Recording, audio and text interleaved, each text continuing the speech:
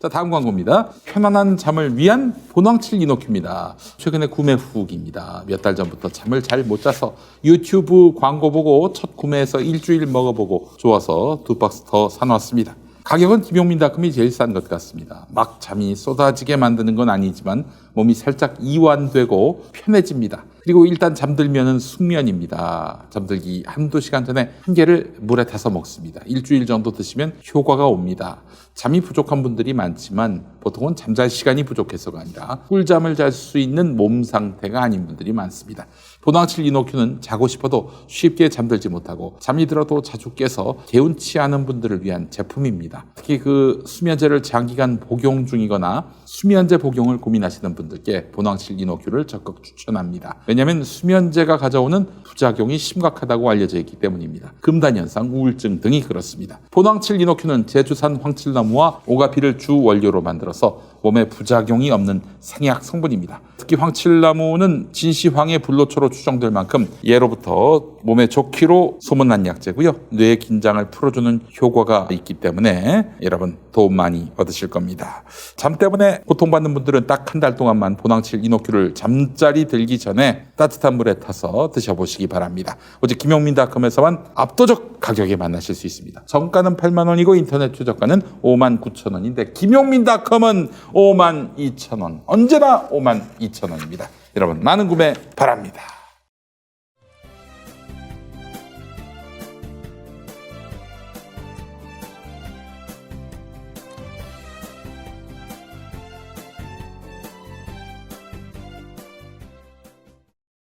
아니 김한길 얘기가 나와서 그런데 네. 제가 어제도 얘기했던 밤인데 김한길의 용도가 무엇일까? 저는 윤석열이 집권하면은 민주당에 있는 의원들을 과거식으로 각계격파를 해가지고 야, 이 당 들어와. 여당 됐는데 여기로 와. 그럴 수는 없잖아요, 사실은 이 현대 정치에서. 네. 그렇게 하려고 생각하는 사람입니다. 네. 그런데 좀 그러지 말고 제3지대에 우당을 만들자. 국민의힘의 우당을 만들어가지고 그쪽으로 가면 좋을 것이다. 민주당 내에 무슨 당이 쇄신을 안 했다, 구태다 이러면서 막 반기를 들고 수박들이 단체로 짐 싸서 나와가지고 모여들 당을 새로 만드는 역할. 한길이 형이 할 가능성이 있다고 저는. 2006년도에 김한길 씨가 열린우리당에서 탈당해서 네. 20명을 모아서 중도개혁신당이라는 것을 만든 중도개혁 민주당. 예. 그 적이 있습니다. 예. 똑같은 생각을 이분은 지금도 저는 하고 있을 거라고 보여.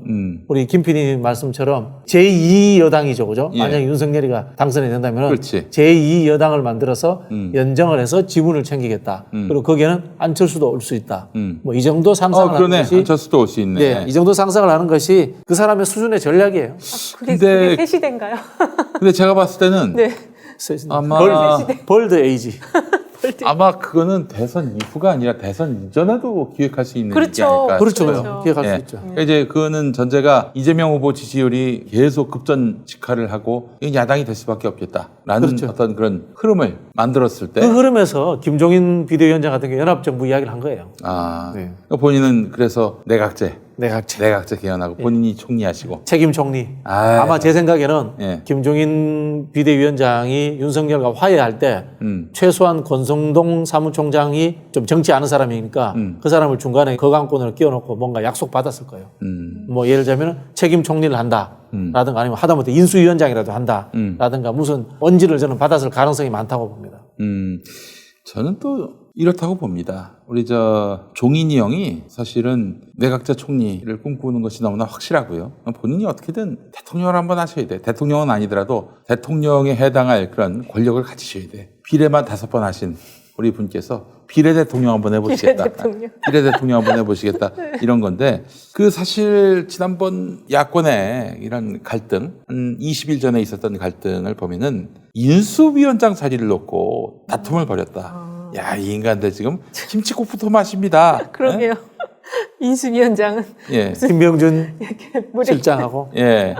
그래서 인수위원장을 이제 본인이 해야 되는데 윤석열 쪽에서 콧방귀도 안 뀌었나? 아마 그랬던 것 같아요. 그러니까 이 양반이 열받아가지고 그냥 바로 집으로 가버리시고 정치 안 한다고 막 그러셨지 않습니까? 그러다가 이제 윤석열 쪽이 백기투항을 했다. 그래서 김종인 인수위원장 받아주기로 했다. 이런 얘기가 나오고 있습니다. 야, 이 인간들 정말. 아니 선거 끝나기 전에 농공행상하는 팀 아니, 근데 무조건 져요. 실제로 저기 국민의힘 지금 흐름 보면은 네. 다 당선됐어. 그러니까 지금 당선증만 받아오면 되는 상황처럼 지금 생각하고 있는데. 두 달이나 남았는데 아유, 말이죠. 그러게요. 진짜 이분들이 선거를 너무 안 해보셔갖고 너무 모르시네. 두 달하고도 보름 남았는데. 아유, 그냥 산전 벽해가 일어나요, 두 달이면. 지금 김치국부터 마시고 있는 그러게요. 거죠. 김치국은 역시 김용민닷컴의 비스트로 분당 김치찌개와 김치찜, 비스트로 분당 김치찌개와 김치찜 짱입니다. 예. 이 탄핵 맞으면서 국민의힘의 엘리트 그룹들이 유승민 계열이었대요. 예. KDI 그룹들인데 그분들이 지금 자리를 못 잡고 밀려나면서 실제로 판단력이라든가 실무력이 많이 떨어졌답니다. 지금은 검찰 그룹만 남았잖아요. 그렇죠. 원래 여기 양대축이 검찰 그룹과 KDI 그룹인데 경제- KDI 그룹은 거의 지금 많이 밀려난 상황이라는 거죠. 사실 우리 검사님들 뭐 개중에는 정치 좀 하신 분들도 있겠지만은 우리 검사님들 특히 저 지금 후보가 되신 윤석열 후보를 포함해서 이분들이 사실 언제 국민들의 마음을 사는 노력을 해봤습니까? 그쵸. 대개 다 또 국민의힘은 지역 기반의 정치를 했기 때문에 그렇죠. 그럴 필요를 많이 못 느꼈던 분들이에요. 실제로 검사로 있을 때는 밑바닥 계층, 우리 사회 밑바닥 계층이라고는 조사할 때 피의자로 만난 거 아니면 룸살롱 가서 그 젊은 여성들 만난 거 그거 말고는 없을 거예요. 일반인들을 보편적인 일반인들을 오히려 볼 수가 없어. 만날 기회가 맞아, 드물죠. 맞아. 네. 그런 인간들이 한 번도 국민들의 마음을 사기 위해 애쓰고 하다못해 저기 쓰레기 봉투라도 한번 들고 다니면서 청소 한번 안 해본 양반들이 무슨 마음을 사는 노력을 하겠어요. 그러니까 뭐 총괄선대위원장 같은 사람은 비례만 5번 하고 대통령마저 비례 대통령 한번 해보려고 쥐가 한 표도 받지도 않으면서 그렇게 국가 최고 지도자가 되려고 하고 웃기는 일이 지금 계속 벌어지고 있는 것입니다. 그래요. 인수위원장. 그거 너무 재밌지 않나요? 네. 그것 때문에 지금 우리 종인이 형이 굉장히 토라지셨다. 박진영 교수님, 종인이 형이 민주당 있을 때는 어땠어요? 뭐 그때도 욕심 없는 척하면서 결정적으로 2번 받고 뭐 이렇게 했지 않습니까? 그렇지. 예, 그런 점들이 있죠. 근데 뭐 제가 봤을 때 김종인 비대위원장을 그렇다고 해서 우리가 공격할 필요는 없다고 봅니다. 이분도 어느 특정 시점이 되면은 또 이 선대위에서 삐져나오실 수도 있어요 또. 아니 그래 보여요 지금. 네, 여기 네. 오늘 김종인이 이준석 만나가지고 뭐 달래고 그랬다는데 이준석이 뭐 지금 그랬다는데요. 한마디만 했대요. 미련 없습니다. 마음대로 하십시오. 난 이거 딱 보고 나서 아 미련이 있구나. 마음대로 하지 말라는 역시 얘기를 하고 있구나. 정치의 언어를 아니, 그럼 잘 아시네요. 반대로 해석을 해야지. 그렇죠, 있는 그렇죠. 그대로 해석하면. 미련 없으면 자기 마음대로 합니다. 네. 상대방 보고 마음대로 하라고 처분을 맡기지 않습니다. 맞아요. 그래요. 이건 또 쇼가 아닐까. 저는 한 열흘 이내로 돌아온다. 그러면 100% 쇼였다. 제가 아까 예측한 도대체 그대로. 보따리를 몇 번을 예전에 싸는 유시민 거야. 장관이 그 이야기 했지 않습니까? 손학규 대표 보고 어디 산속에 자꾸 가니까 자꾸 욕심이 있으니까 산속에 간다고. 욕심 없으면 그냥 시내 아파트 살면 된다고. 아, 참. 아 그래요. 잠시 후 안양스마트 금기념 특별세를 시작하겠습니다. 저희의 첫 번째 프로모션 자율주행 셔틀입니다.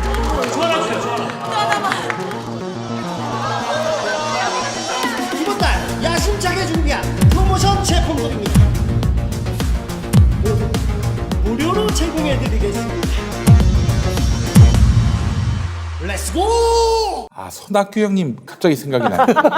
그 형님은 도대체 무슨 의도일까요 지금? 아 그냥 인생에 대한 아쉬움, 회한 이런 거죠. 해안이죠, 뭐. 그 형님이 언제 꺾였습니까? 만덕 상태. 2012년 대선 경선에 문재인 후보한테 지면서 꺾였다고 봐요. 아 그래요. 네. 그 다음에 재보궐도 나오지 않- 그때 그렇죠. 좀 약간 재보궐 나와서 살아났다가 재보궐에 수원에서 출마해서 떨어졌는데 떨어졌어요. 그 재보궐이 사실은 손학규 대표가 잘못했다기보다는 나가서는 웬만해서는 이기기 어려운 상황인데 너무 조급했죠. 사실 제일 아쉬운 거는 민주당으로 뭐하러 오셨어요? 아유, 그치. 그랬으니까. 만약에 그 한나라당이 계속 있었어. 계셨다면은 됐을 거예요, 벌써. 그 다음에 이제 이명박 시대를 마무리하면서 그렇죠. 좀 정상적인 대통령을 그렇죠. 내세우자라는 얘기가 그렇죠. 한나라당에서 나왔을 것이고 그렇다면은 박근혜하고 손학규 누구를 택하겠어요? 본인도 안 됐지만은 한국의 보수 정당에서 그분이 빠져나옴으로 인해 가지고 비합리적이고 극우로 가는데 그렇죠. 하나의 전환점이 된 것 같아요. 알겠습니다. 이준석의 미래를 어떻게 보세요? 계속 이런 식으로 잔꾀 쓰는 정치는 좀 그만했으면 좋겠어요. 난 차라리 좀 이준석에게 부족한 게 뭡니까? 말은 참 잘한다. 말만으로는 대통령이 안 되거든요. 말 못하는 사람이 대통령이 많이 됐습니다. 말만으로는 대통령이 될 수가 없어요. 맞아요. 그 자기 삶을 던지는 정치력을 보여줘야 되는데 우리 이준석 씨는 게임하듯이 정치를 하니까. 맞습니다. 제가 느끼는 이준석의 정치는 저정적인 게임의 정치인데요. 예. 문제는 뭐냐면 이런 게임의 정치에 빠져드는 매력이 있습니다. 그러다 보니까 이준석을 좋아하는 층들은 계속 줄어들 겁니다. 줄어드는데 이 게임에 빠져드는 층들은 중독되듯이 이준석을 극렬하게 좋아하는 사람들이 숫자는 적지만 계속해서 뭉칠 겁니다. 그런 측면에서 아마 정치적인 장래가 저는 뭐 없어지지는 않는다고 봅니다. 약간 허경영 같이 되는 건가요? 그 정도까지는 아니겠죠. 근데 저는 사실 이제 이준석의 정치를 좀 미래의 정치, 이제 30대 이후의 세대가 우리랑 완전히 다르잖아요. 네. 그래서 이제 그 세대를 이끌어가는 리더십으로 상당히 좀 주의 깊게 보긴 했는데 지금의 모습은 정치인의 모습이 아니고 그야말로 진짜 무슨 게이머 같은 느낌도 들고 너무 가볍다 일단. 예. 예. 그러니까는 당대표라면은 그러니까 그 이준석의 말이 이준석을 만들었지만 또 그 말로 지금 완전히 본인의 입지를 가볍게 만들고 있다. 그러니까 참지를 못하는 것 같아요. 어떻게 말을 계속 그렇게 쏟아내는지. 그러니까 좀 이 조수진 충돌도 이게 어쨌든 싸움이 일어났다고 하면 이준석을 좀 더 옹호할 수밖에 없거든요. 위치가 당대표잖아요. 그러면 밑에서 이렇게 치고받고 올라올 때 좀 그렇게 감싸줘야 돼요. 어쨌든 위니까. 근데 꼭 같은 선에서 싸우더라고요, 항상 보면. 그래서 그게 어떻게 보면 이게 앞으로 미래의 정치가 저런 식으로 갈 건지 아니면 저기서 견뎌내질 못하고 저 사람은 그렇게 지금 교수님 말씀하신 것처럼 이렇게 쪼그라들 건지 주의 깊게 보고 있어요. 보수의 가치 이런 걸 공부해야 되거든요. 그런 거 안 하고 지금 보이는 모습은 간특한 정치 컨설턴트. 우리 정치 컨설팅 하는 사람들 중에 네. 이런 악의 교시와 장깨만 가르치는 사람들 많아요. 예, 그런 느낌을 받았어요. 좀 아쉽다고 해야 되나? 좀 저도 기대를 30대 당대표로서 기대를 했었는데 네. 저렇게 이제 몰락하는 모습을 보니까 토양이 안 좋아서 그런 것 같아요. 토양이 안 좋으니까 씨가 들어가도 성장 잘하지 못하는 것 같은 느낌? 가장 낡은 정당의 가장 젊은 대표가 된 거 아니겠습니까? 그렇죠. 뭐 이런 불협화음은 이런 파행은 뭐 이미 예견됐다라고 볼 수밖에 없습니다. 근데 또 가장 첨단의 정당에서 그렇죠. 젊은 정치인이 또 대표되기도 쉽지 않습니다. 그럼요. 예, 네. 이게 참 안타까운 일인데 맞아요. 또 그런 부조화의 파행이 신지혜에게서도 발견될 수 있지 않을까 하는 생각이 듭니다. 오히려 지금 신지혜 씨가 욕을 좀 많이 먹고 있고 저도 야 이러려고 그렇게 그동안 무슨 페미 얘기하고 그랬나 싶어요. 이게 정치 변절이거든요. 철새된 거예요 지금 한마디로. 젊은 나이에 이렇게 좀 바로 그냥 오란다고 바로 가고 이런 모습이 그 새시대위원회 갔으니까 철새 맞습니다. 벌드. 새 시대, 새 시대. 첫새 시대. 그냥 본인이 그걸 알아야 될 것 같아요. 나 예. 철새됐다 이렇게 깨달아야 될 것 같아요. 예. 무슨 뭐 이준석한테 밥 사주겠다 뭐 이런 얘기 해봤는데 뭐 우리 한번 잘해보자 이런 얘기 한 것 같은데. 들어와서 네네. 안 연병하고 됩니다. 있네. 네. 연병하고 있네. 야, 왜 만나니? 너를. 그렇죠. 자, 그래요. 우리 저 신지혜한테 제가 또 추천하고 싶은 김용민닷컴 상품이 있습니다. 뭐죠? 엄마가 오란다. 엄마가 오란다. 네. 과자죠, 그 과자. 네, 과자입니다. 그거 엄마가 맛있어요. 오란다. 우리. 예, 여러분. 많이 구매해 주시기 바라겠습니다. 정말 맛있습니다. 딱딱하지가 않아요. 이게. 네. 바삭바삭합니다. 정말. 예. 하여튼 저 신지혜 씨 역시 겉멋만 든 젊은 정치인들 중에 좀 안타까워요. 저는 낡은 사람이고 싶진 않습니다만은 정치는요 진정성의 예술이라고 보거든요. 그렇죠. 근데 다 와가지고 그냥 뭐 남 공격하는 것만 배우는 이런 젊은 정치인들 보면은 참 싹수가 놀았습니다. 진보 정당이 특히 많아요. 무슨 젠더 이슈 하나 나오면은 진짜 세상의 모든 심판자를 자기가 대신하는 것처럼 얘기하고 다니는데 안타까워요. 정치라고 하는 것은 밑바닥도 억울한 사람들의 입장을 대변해 주면서부터 시작을 해야 한다고 봅니다. 차츰차츰 대중정치인이 돼가면서 가진 자, 또 있는 자들하고도 가까워야 할 수밖에 없는 그런 상황에서라도 그 초심을 잃지 않고 나가야 되는데 이거는 그냥 그냥 입만 살아가지고 너무 그런 정치들 보면 피로감을 느낍니다. 그렇죠. 피로감 느끼고 이게 신지혜 씨가 원래 이제 녹색당에서 출발했는데 네. 본인이 녹색당을 어떻게 망가뜨렸는지를 반성을 먼저 해야 되는데 반성 없이 본인이 계속 선거를 여러 차례 나왔잖아요. 또 뭐 서울시장 탈당을 해가지고 무소속으로 나오기도 네, 하고요. 막 그러다가 그러니까 결국에는 자기 정치가 뿌리가 약하다 보니까 이제 관심을 못 받고 뿌리가 약해지니까 결국 이런 선택을 한 거죠. 또 이야기 들어보니까 네. 뭐 나가는 선거마다 잘 안 되니까 그렇죠. 답답한 마음이 있었다고. 그렇죠. 그래서 국민의힘으로 갑니까? 그렇죠. 그게 말이 안 되는 거죠. 아니 그래서 저기 민자당 간 정치인이 있습니다. 많아요. 김문수. 맞습니다. 김문수가 그래요. 김문수의 네. 지금 길을 걷고 있는 거야. 그렇죠. 아유, 김문수하고 비교하면 김문수 기분 나쁘죠. 김문수 좀 기분 나빠야 합니다. 네. 그 인간은 지금 분수를 몰라가지고 김문수가 어쩌세요? 아니, 김문수보다 훨씬 못하죠, 이런 분들은. 그렇지. 그게 사실 저는 김문수 형은 또 이제 80년대 때 막 도로권 그게 있잖아요. 노조위원장 하면서 뭐 한게 있잖아요. 정말 노동운동도 하고 노동운동 대부였지 않아요? 예. 아니, 저는 생각을 가지고 있다가 음. 그 생각이 변질될 수 있다고 봅니다. 한편으로 보면은. 근데 제가 느끼는 거는 신지혜 씨도 마찬가지고 또 한편으로 보면은 정의당의 뭐 장혜영 씨나 요정 씨나 이런 사람들 생각이 뭔지는 잘 모르겠어요. 제가 보기에는 그냥 좀 이분들이 톡톡 튀고 출세지향적이다. 이 정도만 보이지 근본적인 생각의 뿌리를 갖고 있는지 저는 말 못하겠어요. 그분들이 갖고 있다라고는. 그러니까 상당히 미디어 친화적인 정치인들이에요. 아니, 그렇게만 할 뿐이지. 그냥 미디어에만 친화적이고 약간 연예인이죠. 그렇게 되면 미디어에 예를 들자면 정의당에서 네. 노동운동하고 노조 오래 했던 그런 뭐 젊은 여성 정치인 나와도 되잖아요. 그렇죠. 근데 그런 사람들 빼고 이렇게 말씀하신 것처럼 미디어 친화적이면서 톡톡 튀면서 이벤트 지향적인 이런 사람들이 정치 지도자로서 양성되는 것이 좀 뭐 도저히 동의가 안 돼요. 그리고 지금 젊은 정치인들이 486 비판하지만은 486을 뒤엎지 못하는 게 486이 초기에 정치가 아니고 사회운동, 민주운동을 하면서 가졌던 그 당시에 이 태도라든가 그런 것들만큼도 이 사람들이 못하기 때문에 그런 거예요. 그렇죠. 지금 분들이. 그렇게 정치 문화를 정의당 내에 만든 게 심상정 지금 후보로 나와 계신 분 아닙니까? 그렇죠. 이분이야말로 좀 반성하셔야 돼요. 자기 후배들 이렇게 만든 거에 대해서. 그래요. 하여튼 뭐 신지혜 보면서 그래 이제 20대 여자도 잡았어. 이준석 때문에 20대 남자도 잡았다면 이제 20대 여자도 잡았어. 그게 확장입니까? 예, 진짜 이제 그렇게 물어보고 생각하고 싶어요. 있는 것 같아요. 아, 그렇죠. 예, 안타깝습니다. 예. 아니 유권자가 언제든 등 돌릴 수 있다. 어제는 나의 팬이지만 지금은 안티 팬이 될 수도 있다. 이 관념 없이 현대 정치를 적응할 수가 없어요. 과거에는 내가 어느 지역이다, 어느 지역 출신이다 이런 걸로 그냥 평생 먹어줬던 정치가 가능했다면은 지금은 그렇지 않습니다. 정말 한마디 또 행동거지 하나 이걸로 순식간에 동지가 적이 되고 적이 동지가 될 수 있는 거예요.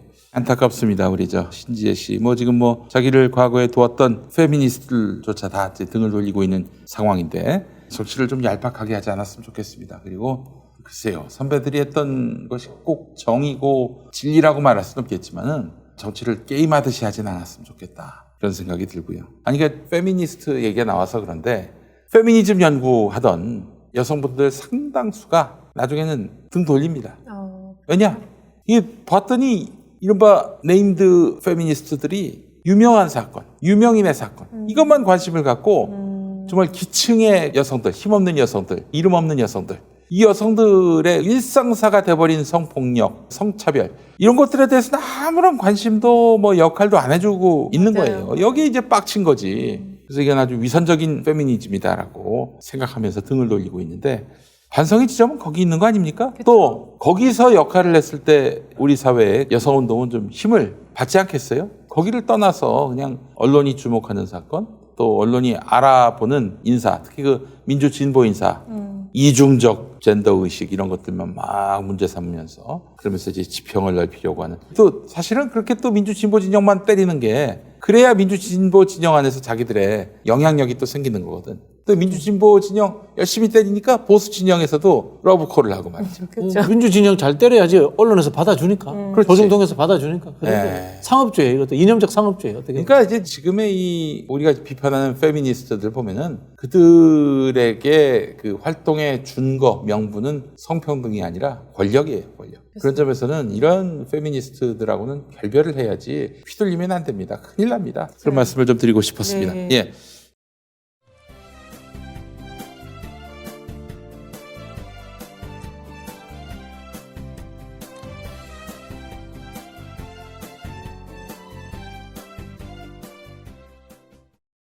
자, 우리 광고 좀 하나 하고. 자, 여러분 이게 뭡니까?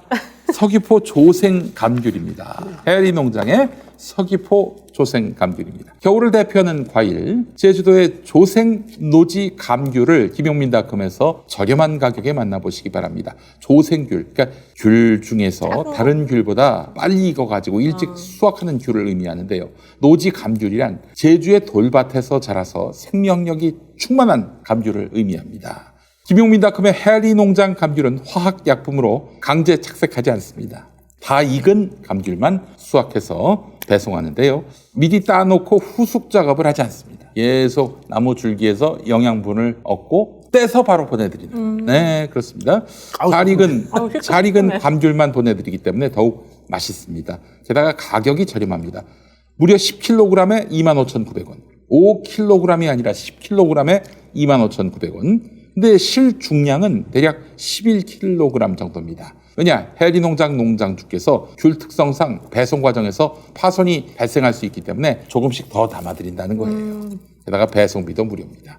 제가 제주도에 한 2월에 한번 가족과 함께 여행을 갔었어요, 한때. 네. 근데 거기에 이제 민박이었는데, 와, 세상에. 그 노지에 따다가 만 귤들. 막 버려져 겨울에 있어요. 2월 달에 네. 서귀포 쪽이구나. 아니, 서귀포하고 제주시 거의 경계 부분. 거기가 애월 같은 데구나. 그렇죠. 애월이죠, 애월. 애월이고. 예. 그래서 이건 맛이 없겠다. 보기 굉장히 귤껍질도 두꺼울 것 같고 네. 딱 떼서 사나 먹었는데 쓰러진 줄 알았어. 맛있었어. 진짜 맛있는 거예요, 그래요? 이게. 2월이면 그 귤들 다 버리고 이제 뭐 썩을려면 썩으라 거의 그럴 때인데 딱 따서 먹었는데 기가 막혔습니다, 진짜. 자, 잘 드시네요. 나는 엄청 새콤한데. 이게 흔히 하는 말이 진짜 첫사랑 맛인데. 새콤달콤하니. 첫사랑한테 어떻게 이제. 아주 눈이 쉬어요. 예, 그래. 자, 해리농장 농장주께서 이렇게 조금 더 담아 써드립니다. 게다가 배송비 무료고요. 지금 바로 김용민닷컴에서 해리농장의 새콤달콤 서귀포 조생 감귤을 압도적 가격에 만나보시기 바랍니다. 워낙 특가 상품이라서 조기 품절이 예상됩니다. 서두르시기 바랍니다. 이런 거 앉은 자리에서 한 10개 이상 먹죠. 그쵸? 아이고, 그래요? 뭐가 새콤해? 달콤한데. 아, 그래? 이거 예전에 많이 먹으면 손이 노래졌거든요. 아, 그렇죠. 요즘에야 겨울에 다른 과일도 나지. 옛날에는 귤 외에는 과일이 맞아요. 없었잖아요. 겨울 많이 과일. 먹었지. 이게 진짜 이게 오렌지 맛 같다. 비타민 덩어리네. 그러니까요. 아, 맛있네요. 아, 이건 좀 덜 새콤하네. 새콤한 거 좋아하시는구나. 네. 아, 진짜 맛있네. 네. 지금까지 먹어본 귤 중에 제일 맛있는 네. 귤에 속합니다. 그냥 짱짱하네요, 귤이. 네, 진짜. 새콤달콤. 저희 집에는 어릴 때 가게를 했거든요. 네. 이거 귤 10개씩, 5개씩 넣어서 이렇게 팔아요. 네. 하루 내내 그거 해가지고 팔고. 예. 그리고 저기 일부러 손가락 하나 이래가 흠집 내가지고 내가 먹었던 기억이 나요. 아니, 근데 진짜 겨울 같은 때 혹은 밤에 피곤하게 운전하시는 분들 한번 이런 거 먹으면- 귤 사놓고 네. 하나씩 까서 드시면서 가시면은 눈이 번쩍 뜨네. 아, 눈이 번쩍 뜹니다. 너무 잠이 좋아서. 달아나겠어요. 예. 지방 투어 이런 거 한번 해요. 제주도도 한번 가고. 밥은 제가 한번 제대로 시원하게 맛있는 거 알겠습니다. 아유, 제가 한번 지방선거 특집을 한번 네. 구상을 해보도록 하겠습니다. 지방선거 하면 어디를 한번 가는 게 좋을까요? 지방선거요? 네. 일단 뭐 경기도만 돌아도 뭐 엄청 많잖아요. 제주도도 30일 계시고. 그러니까 이게 제 생각에는 1, 2월 달 정도 되면은 광역시도지사 후보들이라든가 굵직한 단체장 후보들은 경쟁하고 막 이렇게 뜨끈뜨끈해지는 게 대선에 도움이 될 것 같아요. 아니, 누가 나올 것 같아요? 경기도는? 경기도는 뭐 지금 뭐 염태영 시장 나오시고. 염태영, 시장. 안민석 지금 거론되는 사람이 유은혜 장관 나올 수 있을지 잘 모르겠네요. 그런 거 아니에요? 나오면 욕먹을 것 같은데. 네. 뭐 알겠습니다. 서울시장은 누가 나옵니까? 박영선 시장? 지금 후보? 현재는 좀 후보로 지금 움직이시는 서울시장 후보는 우리가 좀 고민 많이 해봐야 될 것 같아요. 그냥 단순히 경선에서 낸다기보다는 불거줄 때쯤 되면은 이게 대선 후보에게 도움이 되는 후보들을 물색을 해야 돼요. 그리고 폭발력이 좀 있었으면 좋겠어요. 그렇죠. 근데 지금 일단 대선 끝나고 후보 결정하는 거 아니에요? 그렇지만 사전에 이제 좀 물망에 오르고 해야 되겠죠. 뛸 사람들 다 같이 움직이자. 그렇죠. 이렇게 같이 해야죠. 움직이고. 그러면 확정은 좀 지나서 하더라도 후보군들이 함께 이재명 당선을 위해서 뛴다면은 탄력 받을 거예요. 저는 뭐 저기 현근택 변호사 같은 사람 한번 나왔으면 좋겠는데. 현근택, 그 김한규. 형이 저 용인 나오지 않나요? 네네, 용인시장. 네. 인지도는 요새 서울시장급을 그러니까 나와도 현근택, 충분하지. 김한규 뭐 이런 선수들 좀 젊은 선수들이 한번 뛰었으면 저 원희룡이가 현근택을 자기 급으로 올려놨어요. 그러니까 괜찮은데요, 현근택 시즌 2 다시. 저는 그 여당이 가장 어려운 곳인 군위 군수 한번 나가볼까요? 군이요? 군위 군수. 군이 말이에요. 구미 말이에요. 군위. 7호 군위. 아, 군이에요. 그 저기 804 넘어. 그렇지, 그렇지. 네. 예. 군위 근처는 잘합니다. 사람이 선거에 나가서 몇 표까지 받을 수 있는지 한번. 제법 나올 거. 군위는 이제 삼국유사의 도시. 그리고 우리 그래요? 김대건 신부님의 고향입니다. 아니 이제 농담처럼 한 얘기인데 역사가 옛날에 이제 그 군위에 있는 사찰에 문수 스님이라고 계셨어요. 참 그분만 생각하면 마음이 참 뭉클한데 이 어른께서 소신공양이라고 그 스스로 몸에 인화물질 뿌리고 이게 돌아가셨어요. 예, 그게 근데 너무 슬퍼. 뭐냐면은 세상이 좀 4대강 그게 사업 때문에 언제 일입니까? 그게? 그게 저 4대강 사업할 때요. 이명박 정권 때 2010년인가 11년인가 그랬는데 2010년이겠다. 그때 이제 사실 이 생명들이 죽어간다. 4대강 사업 때문에. 그런데 세상이 이런 생명의 그런 집단 몰살의 상황에 대해서 관심을 갖지 않는다. 봤더니 군위 지역에 배달되는 신문이 조중동밖에 없는 거고 문수 스님은 조중동만 들어오니까 조중동만 보셨던 거야. 근데 지금 이 세상이 완전히 파괴되고 있는 이 현장에 언론들도 관심을 갖지 않으니 이게 정말 이 생명체들에게 면목이 없다. 그래서 소신공양을 하셨어요. 진짜요? 야, 저 그거 보면서 진정한 종교인이다, 이분은 진짜. 제가 너무 목사를 지망하는 사람이지만 정말 그 우리 스님의 이런 생명사랑 그 정신에 제가 감흡했습니다, 정말. 그때 한겨레 등은 굉장히 또 4대강 사업에 대해서 문제를 삼았는데 한겨레라도 배달이 됐다면은 그래도 그러게요. 목소리를 내는 데가 또 있구나라는 점에서 희망을 갖지 않으셨을까 하는 생각이 들었는데 그런 군이 조중동만 배달되는 군의의 김용민이가 군수로 나간다. 저는 한 20표 정도는 받을 수 있지 않을까. 아니 그거보다 더 받으시겠지. 선거운동원 포함해서. 군위 가보셨어요? 안 군위 가봤어요. 산골인데 좋아요. 네, 그 그래요? 군위에 제2석굴암이라고 국보문화재도 있고 대구하고 붙어 있거든요. 군위가 팔공산을 둘러싸고 좋아요. 자, 여러분들 농담입니다. 제가 정치할 계획도 없고 또 김용민이가 정치한다고 하면 누가 환영하겠습니까? 그럴 계획은 없으니까 여러분 농담으로 한 얘기로 받아들여 주시고. 예? 이미 농담인 줄 알고 있었다고요? 알았어요, 그럼. 알았어. 김진국 청와대 민정수석 그러니까 아들 안 되지. 입사 지원서가 황당합니다. 아버지가 민정수석입니다. 이 회사를 잘 뭐 지켜드린다고 했나 도와드린다고 했나 뭐 하여튼 뭐 원하는 그런 걸 말을 했는데. 이룰 수 있게 해드리겠다고. 근데 이제 뭐 입사 지원서를 쓴 분이 조울증이 있으시다 뭐 이런 얘기가 또 나왔는데 그래요? 여간 뭐 조울증이 있든 없든 이거는 뭐 민정수석이 사퇴해야죠. 이거 그냥 대충 사과로 넘어갈 일은 아니었어요. 그리고 다른 무엇보다도 이재명 지사 아들은 그냥 넘어갈 수 있는 게 그 개인의 정말 일탈이기 때문에 그랬지만 이건 아버지를 끌어들여 가지고 채용해서 덕보려고 했던 그런 행동 아니겠습니까? 아버지는 몰랐겠지만 어쨌든 조울증을 앓고 있다고 하는데 이 아들이 그런 일 못하게 여러 가지로 좀 감시하지 못한 책임까지도 우리 사회는 지울 수밖에 없어요. 조기에 이렇게 사과하고 사퇴한 것은 참 다행이지만 저는 근데 사과하고 사퇴해야 한다는 입장이었어요. 그 입장에는 변함이 없고 이거는 대단히 잘못된 일이라는 점을 분명히 전제하고 말씀을 드리는 건데 취직하고 싶어서 그랬다. 그러니까. 그 말은 좀 굉장히 그러니까. 마음 아프더라고요. 네. 일자리가 답이에요. 아니 실제로 이재명 지사 그 아들도 일찍 회사 나가야 되는데 늦잠을 잤다 이러면서 그냥 지하철에서 뛰어내리고 싶다. 그런 말을 쓰기도 했었어요. 아버지 덕을 전혀 못 본 거야. 아버지 덕을 봐서도 안 되는데 그럼요. 예. 이제 우리 사회의 현재 기준으로서 공직자들의 가족 윤리가 어느 지점까지 돼야 되는지에 대해서 우리가 한번 기준 한번 정해봐야 될 것 같다라는 글쎄 그런 생각이 말이에요. 들어요. 어느 그런 생각은 좀 지점에. 들더라고요. 아니, 그러니까 그 부인, 대통령 후보 부인은 그건 검증 대상입니다. 당연히. 저는 대통령 후보 부인은 법률적 지위에 대한 보장을 했으면 좋겠어요. 그런 생각이 들고. 아니 혹여 뭐 내가 이 남자가 대통령이 될 거라고 생각을 못하고 결혼했다 이런 경우에는 이런 것도 할 수 있지 않을까 싶어요. 나 청와대 안 들어간다. 그렇죠. 그쵸? 국가 예산 나한테 주지 마라. 나중에 투여하지 마라. 김건희 씨가 그런 이야기 하지 않을까 할 것 같아. 할 것 같아요. 네. 느낌이. 예. 근데 그럴 수 있나요? 근데 그 하면 되죠. 후광이 근데 하면 후광을 되죠. 이용하는 사람이잖아요. 그 사람. 근데 이제 안 들어가고 밖에서 더 밖에서 더 혹시나 난리를 문제를 칠 일으킬 거야. 수도 있죠. 네. 네, 그런 그렇기 때문에 지금 이 상황에서 뭐 자기는 영부인 안 하겠다. 그거는 말 그대로 꼼수예요. 그거 저기 진정성 있게 받아들이는 사람은 없습니다. 근데 다만 앞으로 법 개정을 통해서 철저하게 정말 철저하게 이렇게 좀 불가능하겠다. 그것도.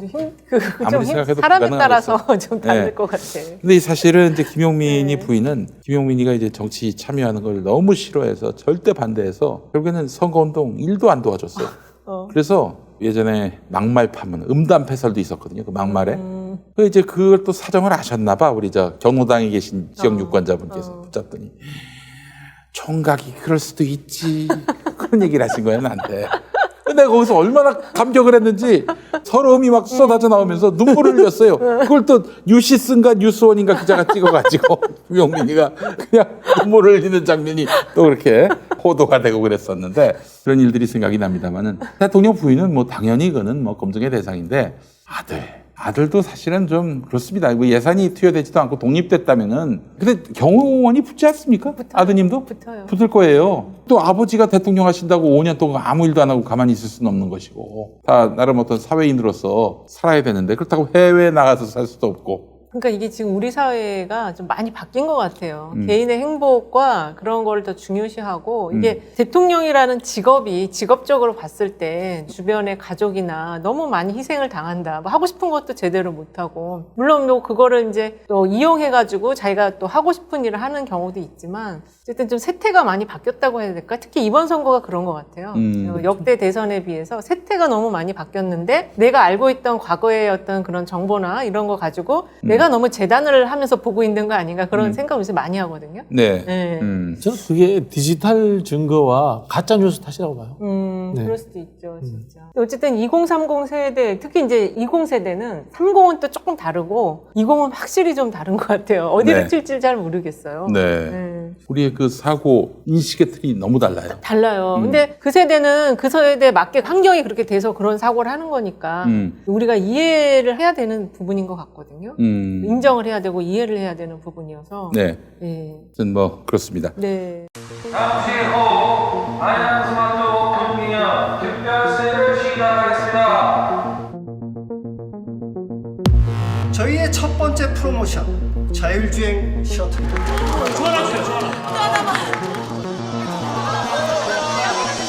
이번 달 야심차게 준비한 프로모션 제품들입니다. 무료로 제공해드리겠습니다. 렛츠고!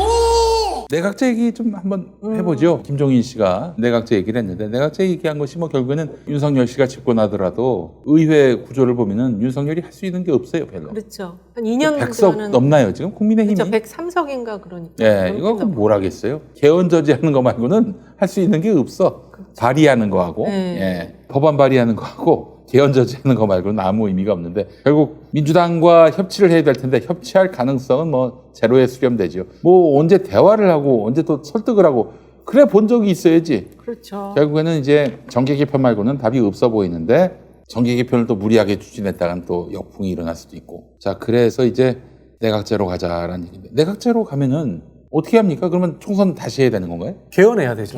개헌. 개헌해야 되는데 아마 제가 보기에는 이 내각제 이야기를 꺼낸 거는 한 두 가지 측면인 것 같은데요. 첫 번째는 내각제로 개헌하지 않더라도 정치적 합의에 의해서 내각제적 성격으로 운영을 하겠다. 그리고 거기에 책임 총리는 나 김종인이다. 그리고 이 내각제 하에 김한길 위원장처럼 민주당 내의 불만 세력들을 범여당으로 끌어들일 수 있다라는 뭐 이런 식의 구상 있지 않습니까? 선거 전략으로서 포함되어 있고 또 한편으로 보면은 윤석열 후보한테 내가 총괄 선대위원장 맡으면서 어떤 우리가 약속이 있었다. 이 내각제 이야기하면 뭔지 알지? 이렇게 다시 확인하는 차원에서 저는 이야기한 것 같아요. 근데 이게 지금 어쨌든 뭔가 합의가 있었던 것 같아요. 이분들 그렇죠. 사이에서. 그래가 들어왔죠. 네. 네. 근데 지금 말씀하신 것처럼 이 구조 자체가 대통령 되고 2년 안에 하고 싶은 일을 다 해야 되는데 지금 구조 자체가 그렇게 안 돼 있으니까 식물 대통령 비슷하게 될 수 있거든요. 그리고 이번에 이제 표차가 적을 거기 때문에 더 그럴 거예요. 그러면 그 틀 자체를 바꾸기 위해서 지금 연구를 하고 있는 속에서 이게 나온 거 아닌가. 그리고 또 호남 쪽에 이제 불만을 갖고 있는 그런 세력을 또 김한길 쪽에서 규합을 해서 그러니까 이제 좀 사이즈를 볼륨을 키우려는 움직임을 지금 하고 있는 속에서 나온 이야기 같거든요. 김종인하고 김한길은 이게 서로 얘기가 통하는 사람들이잖아요. 그래서 지금 그 구조를 자기가 여대 야소니까 이걸 좀 바꾸려는 구조 속에서 지금 이런 이야기들 권력 분점까지 다 염두에 둔 그런 이야기들이 나오는 것 같아요. 그래요. 근데 집권 못하면 빨짝 도루묵 아닙니까? 그렇죠. 예. 집권 못하게 합시다. 그게 답이네요. 집권 못하게 하면 될 것 같아요. 네. 아이고 참 정치를 너무 쉽게 하세요. 우리 형님들이. 그러니까요. 안타깝습니다. 자, 이재명 후보가 올해 공시가를 내년에도 적용할 수 있겠다. 이렇게 얘기했습니다. 그러니까 한마디로 얘기해서 보유세를 올리는 거를 기준이, 유보하겠다. 그쵸. 뭐 이런 얘기인 것 같은데 네. 이에 대해서 이제 윤석열은 매표 행위다. 이거는 국민을 원숭이로 보는 것이다. 이렇게 얘기하고 있는데 어떻게 보세요? 지금 이 대선 국면에서 세금이 올라가면 뭐 사실 징벌적 세금 아니겠습니까? 그렇죠. 이거는 이렇게 된다면은 뭐 선거 전략이 매우 어려워질 수밖에 없는 것이고. 윤석열 씨 이야기는 막말입니다. 부처 눈에는 부처가 보이고 예. 원수 본인 눈에 눈에는 뭐가 보이는 원수만 거는 보인다. 그렇다는 겁니다. 이게 뭔가 하면요. 정치를 잔재주와 게임으로만 보는 겁니다. 이게 전형적으로. 이걸 따지려면 뭘 따져야 됩니까? 자, 지금 공시가를 내년까지 적용하는 정책이 옳은가 나쁜가를 대해서 현재 상황에 따라서 따지고 거기에 대해서 이해도를 가지고 이야기를 해야 됩니다. 근데 그렇지 않고 정부가 그리고 여당이 정책을 바꾸었다라는 바꾼 행위에 대해서만 비판을 하고 있는 겁니다. 이거는 기본적으로 정치를 하는 수준 자체가 바꾸고 하는 뭐 게임 이 정도 수준 이상으로 보지 못하는 자기 수준을 보여주는 겁니다. 저 이게 바꾼 게 잘했다, 바꾼 게 못했다 이렇게 비판을 해야죠. 심상정 후보도 이거를 이제 문재인 정부의 부동산 정책을 다 뒤집는 거라고 네. 그렇게 비판을 하긴 했는데 사실 공시가격이 좀 전체적으로 많이 급등을 했거든요. 많이 네. 이렇게 급하게 올라왔기 때문에 네. 그게 이제 모든 뭐 건강보험료라든지 뭐 보험 산정이나 이런 게 다 기준이 되잖아요. 그래서 그 어려움을 이걸 어떻게 조금 완화해야 되겠다라는 취지에서 이제 이재명 후보가 이렇게 얘기를 한 것 같아요. 그래서 이게 지금 사실은 연말 돼서 저도 좀 보니까 뭐 이거 내라 저거 내라 하는 게 엄청 많이 날라오거든요. 그러니까 그런 거를 어떻게 좀 부담을 덜어주고 싶은 마음에서 이 정책이 나온 거고 당정이 어쨌든 그걸 좀 검토를 해서 일단은 공시가를 낮추는 거를 적용을 좀 늦추는 거 이거를 일단 합의는 한 것 같습니다. 그래서 지금 좀 이런 것들을 좀 해줄 필요는 있는 것 같아요. 약간 이제 좀 비상 상황이잖아요. 네. 그리고 얘기 들어보니까 OECD 국가들에 비하면 우리나라에서 국민들에게 재난지원금 준 게 굉장히 양이 적다고 하잖아요. 네. 그러니까 그런 것들을 볼 때 좀 돈 나가는 거라도 어떻게든 좀 줄여줄 수 있는 거 정치인들이 좀 찾아주면 저는 좋을 것 같아요. 네. 그리고 그게 당정의 이견이 없이 일단은 그렇게 한번 해보겠다라고 하면 할 수 있는 일이라고 저는 보거든요. 예. 네, 그래서 지금 사실 좀 생활하는데 코로나 2년 되면서 아직도 언제 끝날지 모르다 보니까 부담되는 게 너무 많긴 많아요. 네. 자, 그래요. 잘한 겁니다. 예. 네. 잘했고. 잘한 겁니다. 예. 그렇죠. 아우, 저는 사실 걱정 많이 했거든요. 종부세를 비롯한 네. 각종 보유세, 이게 저 연말에 이제 과세됐는데 이것도 민심 위반이 크게 일어나는 것 아닌가. 이거 사실 문재인 정부도 부동산 때문에 망했다. 이렇게 얘기하는 사람들이 많아요. 그렇죠. 이런 와중에 고지서가 선거 3개월 앞두고 날아간다. 아이고. 아니 일단은 예. 세금을 많이 내는 게 좋은 건 하나도 없어요. 국민들 입장에서 세금 많은 거 내는 거 좋아하는 사람 어디 있겠습니까? 우리 그 일부 몰지각한 좌파들이 그런 이야기 합니다. 세금 많이 내가지고 우리나라 국가가 이제 좀 더 이 상향 평준화된 평등을 만들어야 된다. 유럽처럼. 그거 환상의 이야기예요. 유럽 얘기지, 그거는 유럽 얘기야. 유럽, 그건 정치에, 한국 정치 현실에 존재하는 게 아닙니다. 네. 이게 그러니까는 이렇게 바꿀 수 없는 정책은 없어요. 그러니까 지금 우리의 네. 그 이런 세제 틀거리 속에서 네. 북유럽을 얘기하는 것 자체가 그렇죠. 말이 안 돼요. 이거 진짜 고소득자들이 그냥 내 재산을 반은 내놓겠다. 이런 합의를 해주지 않는 이상은 그렇죠. 그는 가능하지 않은 얘기예요. 우리 이 한국의- 현실을 완전히 망각하는 거지. 한국의 자본주의의 뿌리에 청민성이 어느 정도 붙어 있어요. 붙어 있는 상황에 그걸 완벽하게 떨어내고 우리가 흔히 하는 이 직접세 중심으로 해가지고 고세율로 해서 간다는 게 불가능해요. 그러니까 우리가 이제 부가가치세라든가 이렇게 간접세 중심으로 조세 평등을 만들어가는 어쩔 수 없는 방향으로 흘러온 거거든요. 그걸 한순간에 부정할 수는 없어요. 네. 윤석열 후보도 빨리 뭔가 좀 내주세요, 대안을. 아니 이거 정말 안 좋은 정치인의 태도입니다. 자신은 입장과 어떤 정책도 그렇죠. 존재하지 않으면서 타인의 행동 변화 자체에 대해서만 비판하는 겁니다. 그 행동 변화가 잘 됐느냐 못 됐느냐라는 것에 대한 가치 기준은 없어요. 그렇죠. 행동 변화 자체만 비판하는 겁니다. 수준 이하의 정치인입니다. 뭐 자기는 대안도 제시하지 못하면서 국민을 원숭이로 본다. 그러니까요. 얘기하는. 아유 참. 난 윤석열 씨가 지금 공시가가 어떻고 뭐 보유세가 어떻고 이게 무슨 말인지 전혀 모르고 그냥 현실 잘 모를 거예요. 어머님 지금 비난하실 때입니다. 비난하시죠. 그렇죠. 자 1번. 청약통장도 모르는 사람인데. 청약통장도 모르는 사람인데. 그렇죠. 예. 아니 정말 상상을 초월할 만큼 무식하다라고 그런 것 같아요. 생각하는 게 손해를 안 봅니다. 우리 국민들이 아 윤석열도 뭐 저 고위공직자 했으니까 알 만큼 알겠지. 서울대 나왔으니까 알 만큼 알겠지. 천만의 말씀. 그렇지 않습니다. 존나 무식하다고 보시면 됩니다. 그게 제일 정확해요. 예. 그런 것 같아요. 그래요. 이 평론하시다 보면요, 이게 말 바꾸기 했다고 비판하는 사람들 그렇죠, 많습니다. 그렇죠. 그럴 때 맞죠. 가장 큰 문제가 그겁니다. 말 바꾸기 행동을 비판할 것이 아니라 바꾼 것이 잘못된 것을 개선한 것이냐, 아니면 잘하던 것을 악화시킨 것이냐라는 가치 기준으로 평가해야 됩니다. 그렇죠. 또 시대의 변화, 기술과 문명의 변화에 따라서 생각이 바뀔 수도 있는 겁니다. 근데 이제 그게 일본 독립운동하다 갑자기 친일파가 된 거, 그건 다른 문제지. 그렇죠. 예. 그렇죠. 예. 그러니까 친일파다가 독립운동한 사람 욕하면 안 되는 거예요. 네, 그렇습니다. 좋은 변화에 대해서는 박수를 쳐줘야 됩니다. 왜 일관성이 없냐라고 비난하면 안 돼요. 그렇죠. 그렇죠. 용디의 새로운 도전 썬데이 용인 8090 세대를 위한 라떼 월드를 열다. 썬데이 용인 사건과 실화, 화제의 인물, 음악과 영화 모든 장르를 총망라한 썬데이 용인 9월 5일 팟빵에서 공개됩니다. 썬데이 용인. 아이고 이거 구독해달라는 말을 깜빡했네. 썬데이 영민 구독 썬데이 구독 부탁드립니다. 소상공인 선지원 방식으로 이제 이재명 후보가 상환 감면 대출을 제안했습니다. 지금 뭐 100만 원으로 어떻게 좀 한번 퉁쳐 보려고 정부가 그러는 것 같은데, 아 이거 뭐 저기 홍남기 씨로 그냥 정권 말까지 쭉 가는 거죠. 그런 것 같아요. 반 바꾸는 것 같아요. 물론 이제 3월 9일 때는 알 수 있겠죠. 네. 남기영이 강원도지사 나가려고 한다는 그런 얘기가 소문이 있죠. 있던데, 네. 강원도지사 나가려면은 3월 초에는 그만둬야 되는 거 아닙니까? 홍남기는 그냥 그 자리에 남기. 그래, 아니 3개월 전이니까 지방선거가 3월에 대선 끝나고 나가 지방선거가 언제죠? 6월 지방선거가 1일인가 2일인가? 3개월 전입니까? 네. 제 8회 전국 동시 지방선거 6월 2일인가요? 6월 첫째 주 수요일이잖아요. 6월 1일입니다. 6월 1일. 그러면은 3월 3일까지. 네. 3월 3일까지 선거일 90일이 되니까 3월 3일까지는 그만둬야 한단 말이죠. 대통령 선거가 지금 3월 9일. 9일. 아, 바로 직전에 그만두는. 예, 그렇죠.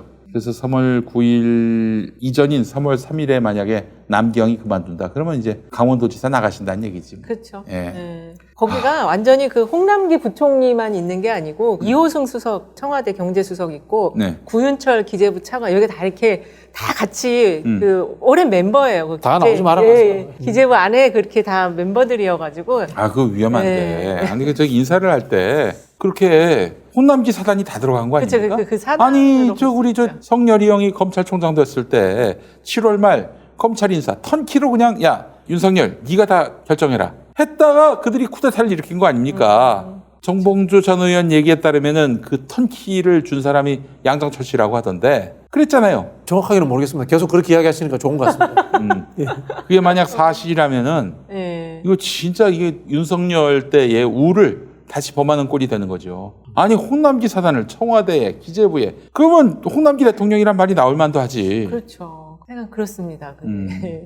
아 매우 안타깝습니다. 안타까워요. 이게 참 100만 원 갖고 뭐 한 달 임대료 임대료도 안 되죠. 안 되죠. 임대료만 내는 게 아니고 뭐 전기료나 뭐 다 나가잖아요. 공과금이니 뭐니 해서 이게 진짜 지금까지 버텨온 거에 비하면 이거 뭐 주는 것도 고맙긴 하지만 이거 갖고는 안 되고 좀 더 대전환적인 발상, 코페르니쿠스적 전환 발상을 통해서 좀 그러니까 다른 나라는 어떻게 하냐면은 네. 미리 그냥 어마어마하게 때려 부어요. 그랬다고 하더라고요. 예, 미국도 그렇고 캐나다도 그렇고 그렇게 해서 제가 캐나다의 예를 하나 소개를 할게요. 저 얼마 전에 이메일로 캐나다에서 이제 사업하시는 분이 이제 보내주신 건데 아, 네. 이거 보고 제가 굉장히 놀랐습니다. 저는 캐나다에서 여행사를 하는 기업인입니다. 캐나다에서 소상공인 50인 이하의 회사 1인 기업을 포함해서 뭐 식당, 노래방 포함해서 지원책이 어떤지 설명하겠습니다. 임대료는 작년에는 월 임대료의 25%만 냈습니다. 25%는 건물주가 부담했고 50%는 정부에서 지원했습니다. 서류 거의 없었습니다. 임대 서류와 매출이 줄었다는 증거만 있으면 됩니다. 금년에도 캐나다 정부에서 50% 지원을 계속하고 있습니다. 소상공인 기업의 직원 월급은 정부에서 아직도 50% 이상 지원하고 있습니다. 금년까지 이 중소기업들은 각각 6천만 원 지원을 받았습니다.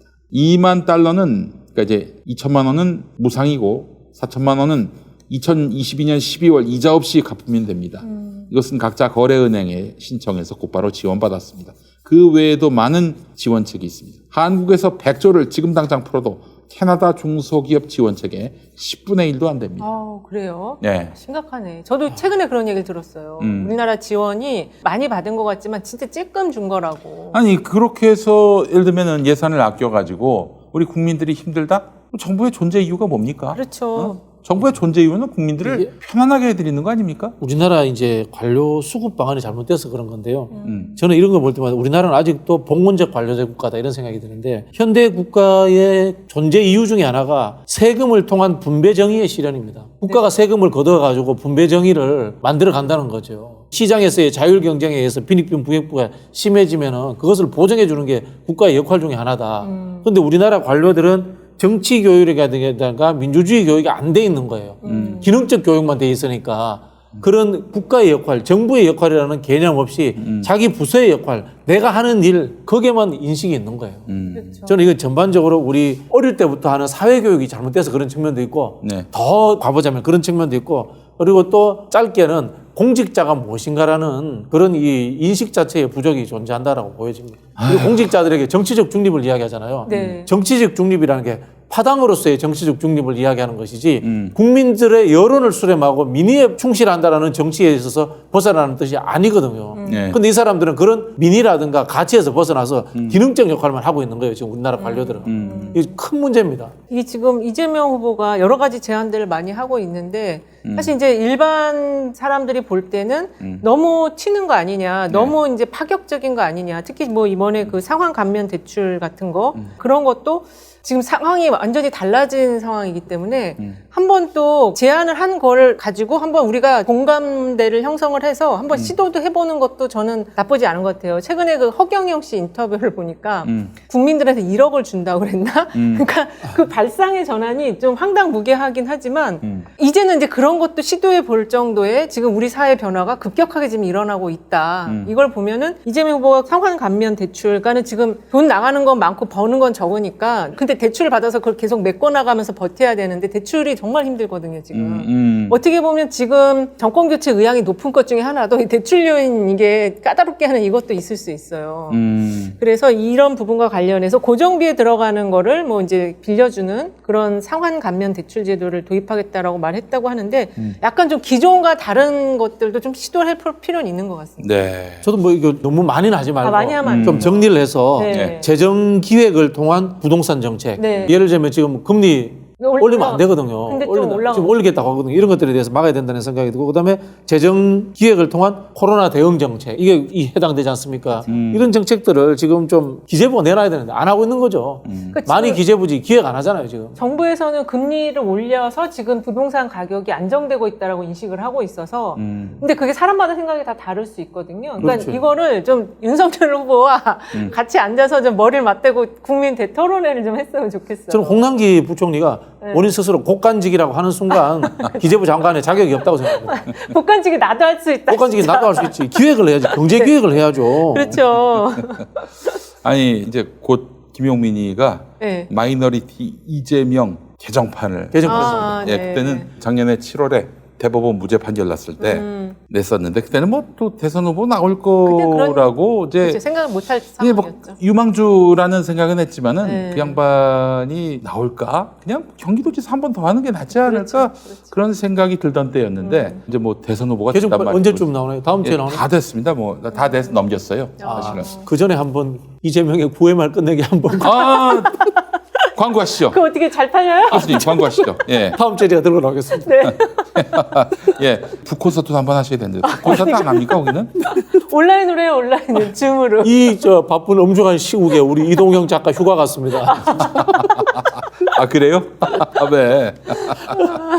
예. 여기서 네. 김용민과 이재명 후보의 인터뷰가 있는데 제가 이렇게 물어봤습니다. 코로나19 상황에서도 선별 지급을 고집하는 홍모 부총리 겸 기획재정부 장관 같은 사람이 이재명 지사 휘하에 경기도 공직자로 있었으면은 어땠을까? 웃으시면서 본인이 그만두든지 저한테 잘리든지 했겠지요. 여기서 뭐 명쾌한 답. 명쾌한 답이 나왔습니다. 예, 그래요. 이제 이재명을 선택하면은 새로운 세상이 열립니다. 정말 국가가 국민의 위기 상황이 있을 때 그냥 팍팍 지원해드리는, 뒷받침해드리는, 버팀목이 돼드리는 그런 세상을 선택할 것인가. 관료 출신으로서 경제를 전혀 모르고 그래서 결국 기재부 관료들한테 5년 내내 그냥 가스라이팅 당하면서 할 일도 못하는 그런 무능하고 무지하고 무개념한 그런 대통령을 뽑을 것인가. 이제 기로에 섰습니다. 저는 그렇다고 봅니다. 그렇잖아요. 솔직히 얘기해서. 그렇죠. 전에 말씀을 드렸는데 지난 시간에도 말씀드렸던 것 같습니다. 아니면 딴 프로에서 얘기했거나 이재명 지사가 경기도지사가 됐는데 경기도 이제 관료가 가져오더니 지사님 전임 지사는 500억을 썼습니다. 얘기했군요. 근데 지사님은 특별히 600억을 쓰게 해드리겠습니다. 600억을. 그 나머지는 한 26조 되거든. 저희가 쓰겠습니다. 봤더니 그건 이제 자기들이 쓰겠다는 얘기야. 아직 전결로 해가지고 과장 이상 전결 다 나한테 가져가라. 그건 내가 다 쓰겠다. 예, 그런 분입니다. 이재명 후보가. 그래야 하는 거 아닙니까? 그렇죠. 예. 그건 일을 또 구조를 잘 알아야지 그렇게 할 수 있어요. 그렇죠. 자신감 있게. 예. 관료들은 그래서 뭐 그냥 지시만 할 게 아니라 그 지시가 이행됐는지 이행 안 해? 아작을 내는 겁니다. 그게 또 이 책에 그 얘기들이 다 나와요. 우리 재명이 형님이 또 그것뿐만 아니라 그 공무원들이 허용된 일만 하려고 그러지. 그렇죠. 뭐 창의적으로 뭘 할 수 없으면 그냥 뒷감당을 다 하기 그렇죠. 때문에. 안 하죠. 그래서 창의적인 아이디어가 있으면 가져오라고 그래. 얘기를 하면은 그래 그거 하자. 내가 총대 맨다. 그래서 지사님 시켜서 한 일이라고 해가지고 성공한 사례들이 꽤 많아요. 그러니까. 네. 네. 자, 그런 창의적인 경기도가 탄생하게 된 배경에는 이재명의 총대가 있었다라는 점을 또 말씀을 드리면서 좋은 대통령을 뽑는 국민의 선택만 남은 것이다 이런 생각이 지금 듭니다. 시대가 역발상과 그런 창의적인 거를 리더가 책임지고 그럼요. 해가는 그런 시대가 지금 돼 있는 것 같아요. 네. 이랬더니 뭐 관료들이 꼼짝도 못하는 거야 한마디로. 자, 오늘 저 정치생쇼 마지막 질문으로 안철수 이야기가 있는데 뭐 건너가겠습니다. 시간 낭비, 시간 때우기야, 시간 때우기. 예. 안철수를 뭐 굳이 언급할 필요는 없을 것 같고 요즘 열심히 하더라고. 뭐 보니까 뭐 대구 가가지고 이명박, 박근혜 뭐 사면 얘기하고. 그러니까 윤석열의 빈틈을 노리면은 그게 다 내 거가 될 것이다. 이건 마치 신지혜를 영입하면은 20대 여성표가 올 것이다. 이거 발상하고 크게 닮았어요. 그렇죠. 예. 아이고 참 이러니 보수가 안 되지. 예, 참. 한심하고 안타깝고 그렇습니다. 자, 오늘 방송 마치겠습니다. 정치생쇼와 함께해 주신 여러분 너무 감사하고요. 다음 주에 두 분과 함께 또 다시 오겠습니다. 고맙습니다. 감사합니다. 감사합니다. 김